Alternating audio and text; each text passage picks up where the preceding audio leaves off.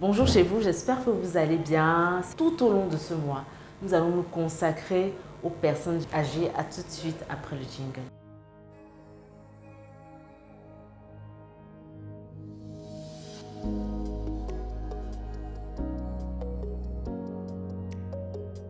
La personne âgée, comment est-ce que l'OMS, l'Organisation mondiale de la santé, définit une personne âgée? C'est une personne âgée de plus de 60 ans, au moins 60 ans en montant. Il est important pour les personnes âgées de connaître, de comprendre que du fait du vieillissement des tissus, du fait du vieillissement de l'organisme, elles peuvent être sujettes à certains symptômes. Nous allons parler des vertiges, de l'insomnie, en tout cas des signes les plus fréquents chez les personnes âgées. Aujourd'hui, nous allons parler des vertiges. Qu'est-ce que c'est que les vertiges? Les vertiges, en fait, c'est cette sensation d'étourdissement, d'avoir l'impression que l'entourage, l'environnement dans lequel on est bouge avec un sentiment, une sensation de perte d'équilibre.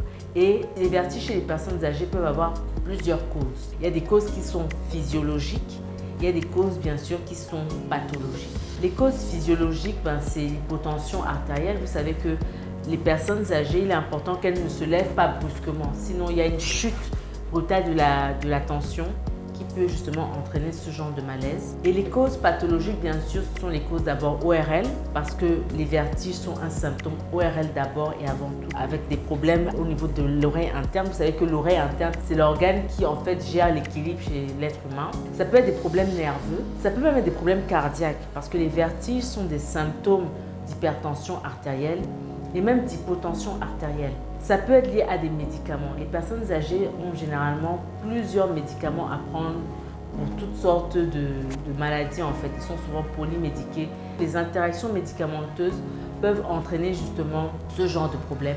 Et ça peut être lié aussi à des problèmes métaboliques. L'hypoglycémie, donc ne pas avoir suffisamment de sucre. L'anémie aussi, la carence en fer peut être une cause de vertige et aussi la déshydratation.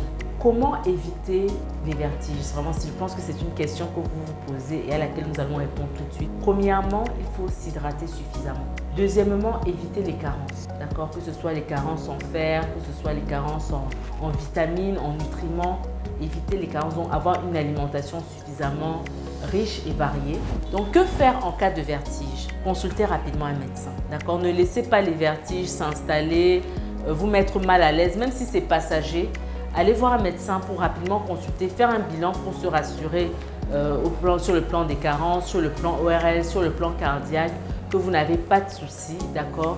Et comme ça, le médecin vous prescrira un traitement étiologique, c'est-à-dire traiter la cause, ou bien un traitement symptomatique. Si jamais il n'y a pas vraiment de cause particulière, si tout va bien, on vous donnera un traitement symptomatique. Voilà, j'espère que vous avez apprécié cette vidéo. N'hésitez pas à liker, commenter, partager. On se dit à la prochaine vidéo. Gardez vos cœurs plus que toute autre chose.